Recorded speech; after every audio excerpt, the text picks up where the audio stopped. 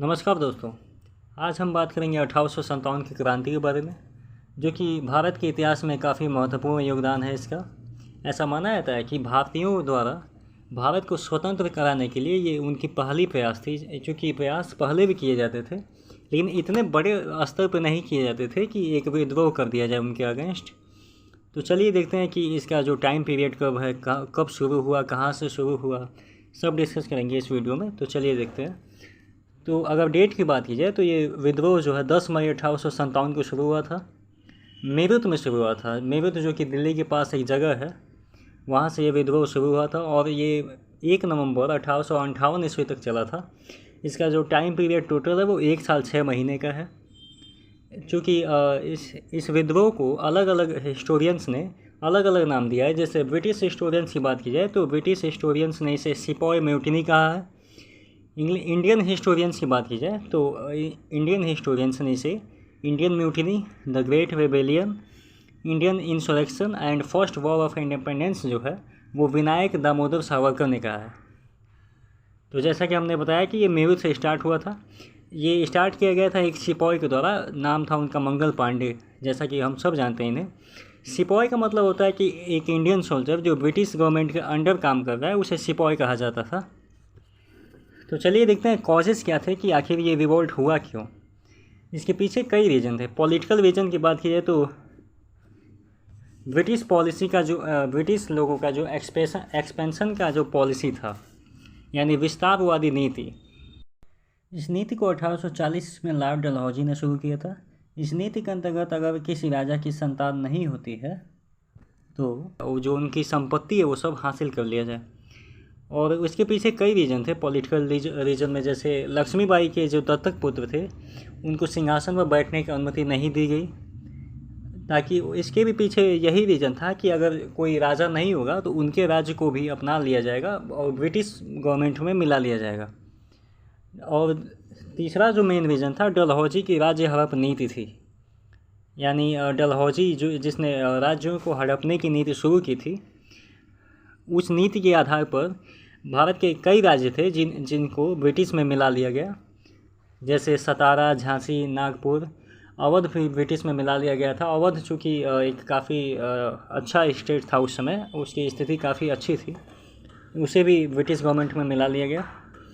और other states की बात की तो जैतपुर, संबलपुर, उदयपुर भी इसमें हड़प लिए गए। डॉक्ट्राइन ऑफ लैब इसके नाम से इसे जाना जाता है। व्यापकत की नीति हिंदी में बोलते हैं इसे।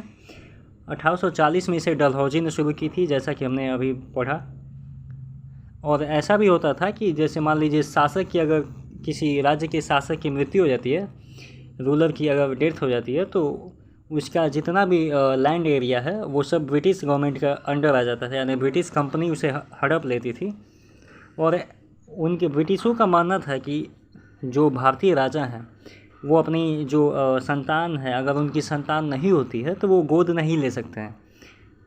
और उसके पीछे मेन रीज़न यही था कि अगर गोद ले लेंगे तो अंग्रेज़ों की जो डॉक्ट्राइन ऑफ लैप्स की पॉलिसी थी वो अच्छी तरह से काम नहीं कर पाती, इसीलिए ऐसा किया था उन्होंने। बात की जाए अगले रीजन की, तो अगला रीजन है इकोनॉमिक रीजन। अंग्रेज़ों का जो भारतीयों से कर वसूलने का जो तरीका था वो काफ़ी सख्त था। यानी कि लोगों से पूरी सख्ती के साथ कर वसूला जाता था। और ऐसा माना जाता है कि जो गरीब लोग थे जिन्होंने अमीरों से कर्जा लिया हुआ था, वो इतने ज़्यादा कर्ज में डूब चुके थे कि उनको अपने पैसे चुकाने के लिए अगर पैसे नहीं होते थे तो उनकी ज़मीनें जो हड़प ली जाती थी। सिपाही अधिकतम गरीब हुआ करते थे भारतीयों के उस समय, जिसके कारण किसानों में भी गुस्सा होता था, क्योंकि सिपाही किसानों के ही बेटे होते थे और वो अपना घर परिवार छोड़कर ब्रिटिश गवर्नमेंट में जॉब कर रहे थे अपने परिवार का पालन पोषण करने के लिए। लेकिन ब्रिटिश गवर्नमेंट के द्वारा ही उनके परिवार को शोषित किया जाता था, जिसके कारण उनके मन में भी गुस्सा था। और इसके पीछे एक और रीज़न माना जाता है कि इंग्लैंड में जो औद्योगिक क्रांति के बाद विदेशी कपड़े भारत में आने लगे, जिसके कारण भारत में कपड़ों का उद्योग काफ़ी ख़राब हो गया। लोगों चूँकि ब्रिटिश के कपड़े जो थे वो काफ़ी सस्ते हुआ करते थे। अगला जो रीज़न है वो हस्तकला का ब्रिटेन के मशीनों द्वारा बनाई गई मूर्तियों से कंपटीशन हो गया। यानी कि ब्रिटेन में जो मशीनों द्वारा जो मूर्तियाँ बनाई जाती थी और भारत में जो भारतीय लोग अपनी कला के आधार पर जो हाथों से जो मूर्तियाँ या जो भी आर्किटेक्चर बनाते थे उसका अंग्रेज़ों के मशीनों द्वारा बनाए गए सामानों से कंपटीशन होने लगा, जिससे कि भारतीयों में एक आक्रोश पैदा हो गया था उस समय। अगला रीजन था मिलिट्री रीजन यानी सैन्यकरण। उस समय जो ब्रिटिश गवर्नमेंट के अंदर जितने भी सैनिक थे वो उसमें से 87% सैनिक जो भारतीय थे, लेकिन जो भारतीय सैनिक थे उन्हें निम्न श्रेणी का माना जाता था, उन्हें वेतन भी कम दिए जाते थे। हालांकि वो उनके पद समान होते थे, यानी जिस पद पे ब्रिटिश होते थे उसी पद पे सरकारी जो भारतीय सैनिक थे, अगर पद समान है फिर भी उन्हें वेतन में कमी दी जाती थी। भारतीय सैनिकों को घरों से दूर काम करने के लिए भेजा जाता था मुख्यतः, क्योंकि उनका मानना था, अंग्रेज़ों की एक पॉलिसी थी कि अगर वो अपने फैमिली के पास रहेंगे तो ज़्यादा लगाव होगा और अपने चूँकि उनकी फैमिली के साथ यानी किसानों के साथ जो भी गलत हो रहा है अगर वो देखेंगे तो उनके मन में एक विद्रोह की भावना जाग जाएगी, जिसके कारण उन्हें मुख्यतः अपने घरों से दूर रखा जाता था ताकि वो दूर रहकर काम कर सकें। 1856 में कैनिंग ने बोला कि भारतीय सैनिकों को कार्य करने के लिए समुद्र के पार भी जाना पड़ सकता है।